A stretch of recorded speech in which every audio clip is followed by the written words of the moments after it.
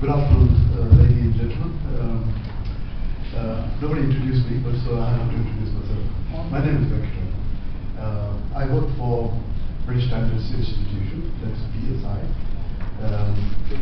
I won't tell you much more about myself or BSI, but I have a very short period of time. I'm going to tell you something from what Ray left you with in terms of standards. I just took over. All right. So, what I'm going to share with you is something very basic. We all know this, but there's something which is fundamentally different. What we do today and what we forgot is what I'm going to bring back onto the table. When we talk about standards, not too long ago, this used to be the case of railways. Obviously, as you can see here on this particular track, this train cannot pass because the tracks changed. This is a picture I have taken during one of our international meetings, quite common. Those are sockets and plugs lying around on the floor. And you can see that from different people with different parts of the world have different sockets and different plugs. To fit their home sockets, but when they come to international meetings, this is what it looks like. That's lack of standardization. When you don't have standards, this is what's going to result. And then look at the other story. We all use credit cards, we use debit cards, and no matter where in the world you swipe the card reader can actually capture all the information which is it needs. And that has happened because that industry took to standards much ahead of before it became a chaotic thing, which every bank, every card issuer is going to have their own standards, and that's the success story. So that's the the importance of standards, and we learned it in the mid-50s. People like Deming and many others, they started to look at processes which create end results. And what they started to find out was that if you really want to have consistent production, whether it's a service or a product, you need to concentrate on the process. And if you get the process right, and you do it consistently, you'll get a consistent product, and you therefore can be highly competitive. So this is another evolution which took place. Now let's have a look at the standards world, how the standards world has actually evolved. Probably you wouldn't have even imagined what's happening in the standards world. But first generation standards were basically the product standards, or they were specifications for materials, dimensions. Those were the standards. Organizations competed using those standards, but in those days it would be mostly inspection and meeting the requirement.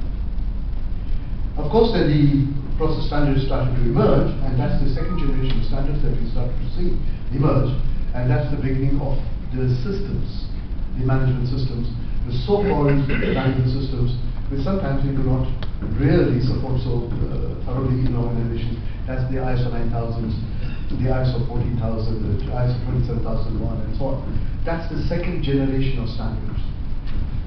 But what's evolving nowadays is the third generation, which is much more interesting and important. These are behavioral standards. Now, why do we need behavioral standards? Because we have a component of people. Now, people are highly illogical, irrational, and when they start to behave like that in organizations with their own mind, there's a lot of variability. So we will talk about behavioral standards. Some of the behavioral standards that we start to see emerging are very much relevant to your industry as well, and I'll speak to you about that in a while. What have standards done to this country? So, by and large, Indians are highly disciplined, and I think there's nothing wrong with that. I mean, we can be pretty much diverse in that. But what does it do when we are working for organizations and when you need process consistency? The problem then comes up that we do things in different ways. And that's really a problem. But let me talk to you about what happened in India. In 1991, India became a liberalized economy, and before that, in a closed economy, we had very shoddy production. The manufacturing was absolutely horrendous.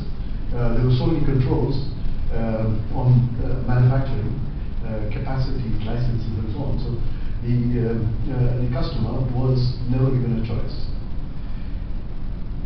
When the liberalization process started off, what happened was that India fortunately started to experiment at that time with the standard ISO 9000, the series of standards at that time, 9001, 2, and 3.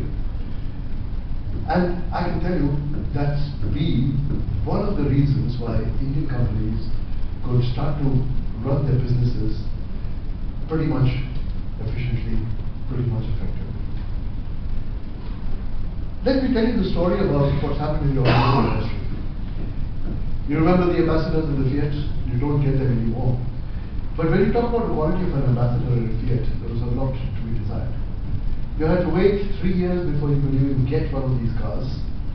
And if you're fortunate to get a car in those years, so what if the car was making a bit of noise, or the fitments are not exactly perfect, the paint is not really absolutely good. You get a car. You got 4 wheels, you got an engine, you got a horn as well. What is the car? A car is built by an OEM who's just got a shed, a set of spanners, and a set of screwdrivers. So they get the components from a supply chain. And if that supply chain produces lousy components, you get a lousy car. Simple.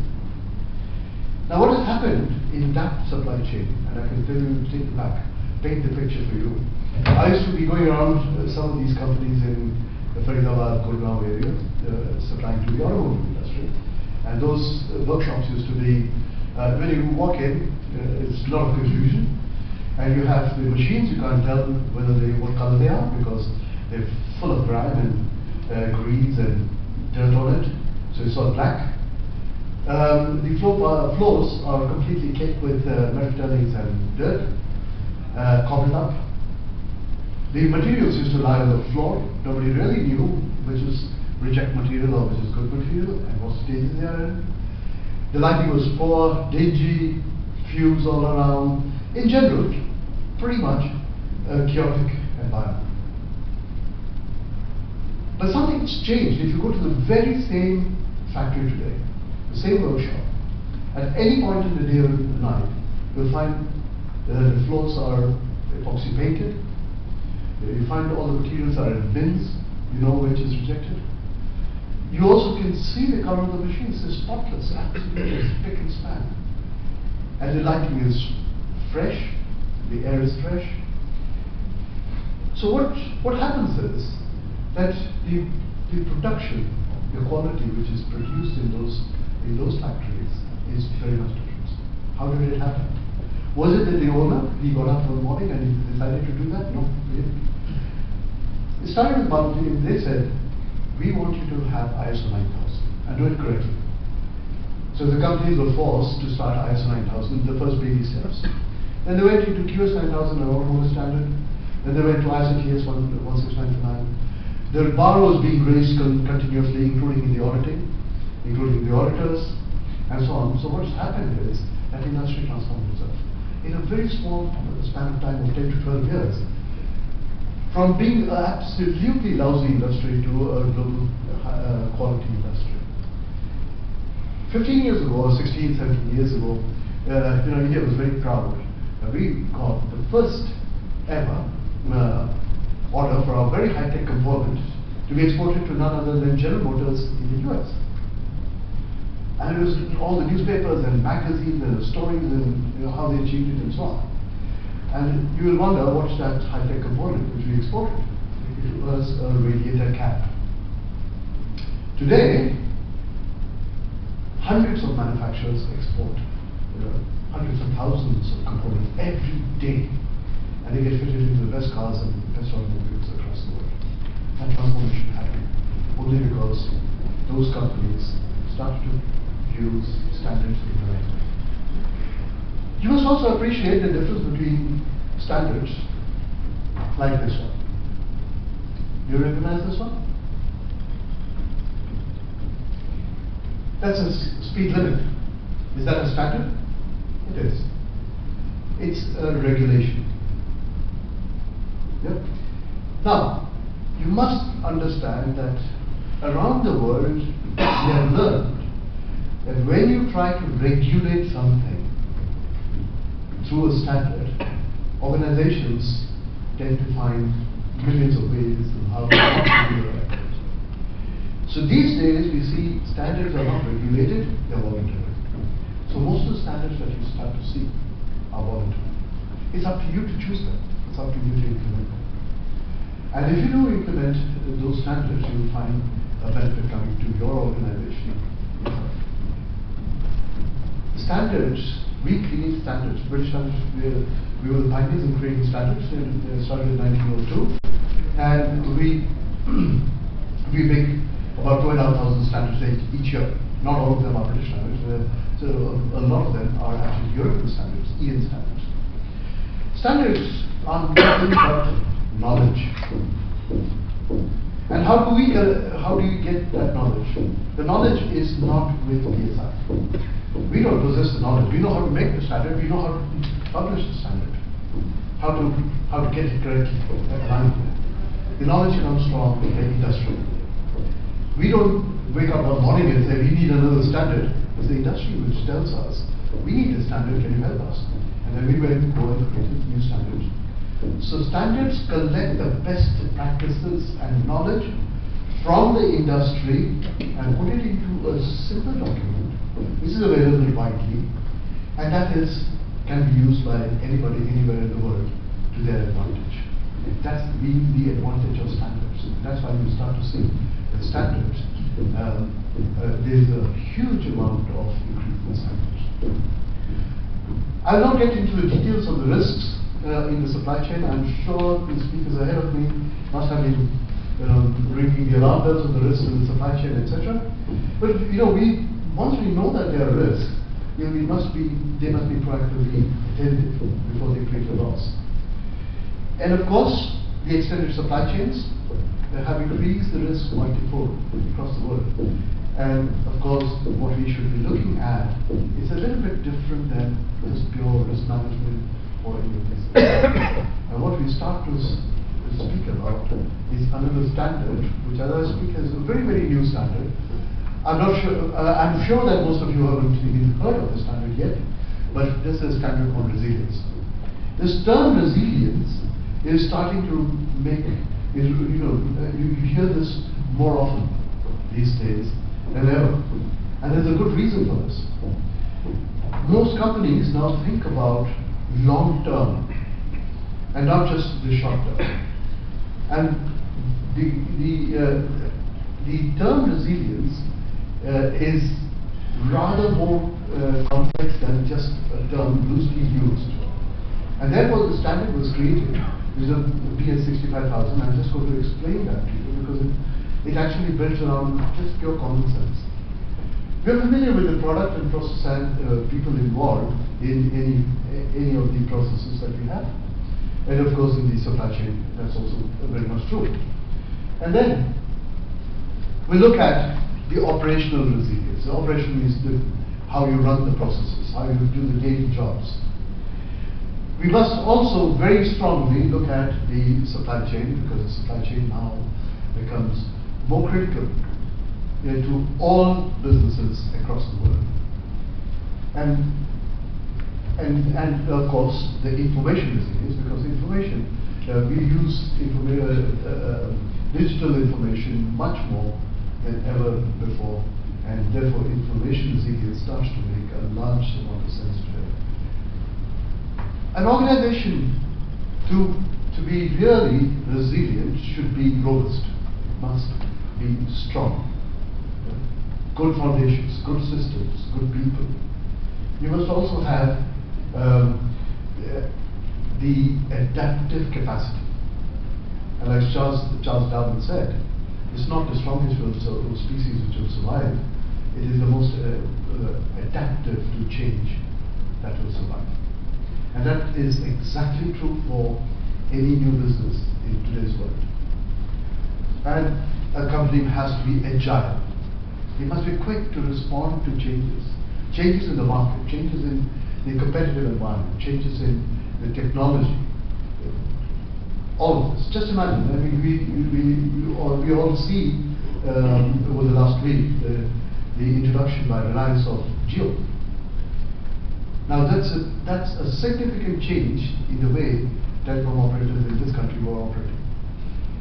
And now look at the companies like Airtel and Vodafone and Idea and so on. What about their businesses? Wouldn't they want to be resilient? Wouldn't they? Now they have to be adaptive. They have to be quickly adaptive. It's not just reducing the pricing. They have to start to think about what the customer wants. Will we be able to give it to them? Not just by dumping price. That's never been argued.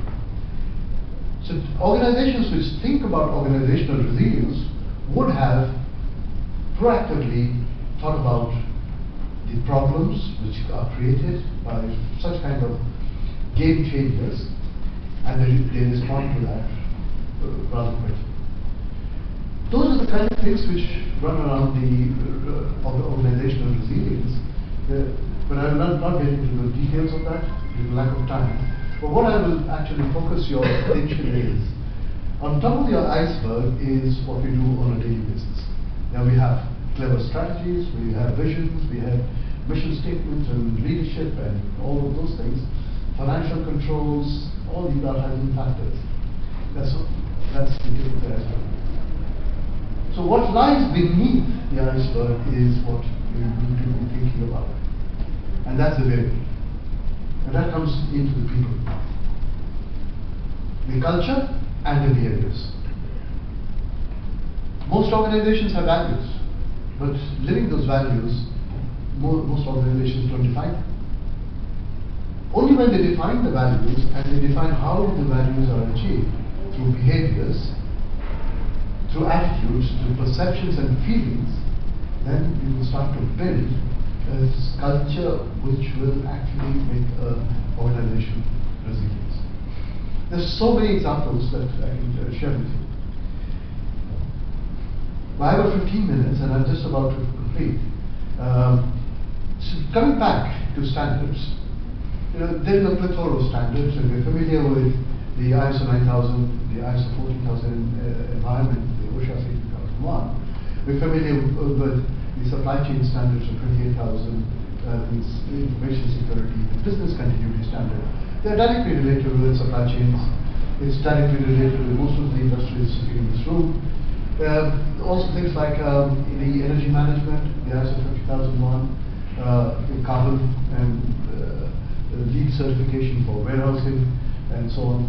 And then of course we have the behavioral standards which are emerging, the anti-bribery standard, which is BS 10500. Road traffic safety, very important for the supply chain, especially in countries like India. The ISO 39001, and very importantly, what we start to see another standard which is there is the BS 11000, which is on collaborative partnerships. And of course, then we have the industry standards, such as the CPAT, we have the TAPA standards.